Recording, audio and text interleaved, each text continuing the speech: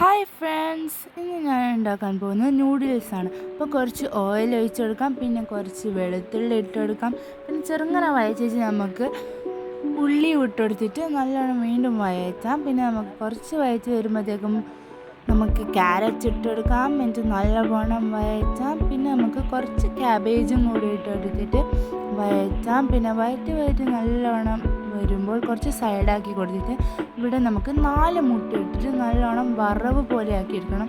നല്ല ടേസ്റ്റായിരിക്കും. ഈ മുട്ടയും കൂടി വരുമ്പോൾ നല്ലവണ്ണം വറവ് ആക്കി കൊടുക്കണം.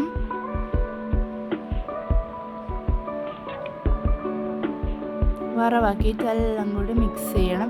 മിക്സ് ചെയ്ത് വരുമ്പോൾ കുറച്ച് വെള്ളം ഒഴിച്ചെടുക്കാം. വെള്ളം ഒഴിച്ചിട്ട് പിന്നെ കുറച്ച് കുരുമുളക് പൊടിയും കൂടി ഇട്ടെടുക്കാം.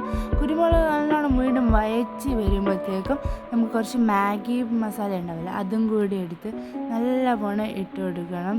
നല്ലവണ്ണം ഇട്ട് വീണ്ടും വഴറ്റണം. പിന്നെ നമുക്ക് സോയ സോസും ടൊമാറ്റോ സോസും രണ്ടും കൂടി മിക്സ് ചെയ്തിട്ട് ഞാൻ ഒഴിച്ചെടുത്തതാണ്. എന്നിട്ട് നല്ലവണ്ണം വീണ്ടും ഇളക്കാം. ഇളക്കി വരുമ്പോൾ ഏകദേശം കളറൊക്കെ മാറി വരുമ്പോൾ നമുക്കിതിലേക്ക് മാഗി ഇട്ടെടുക്കാം.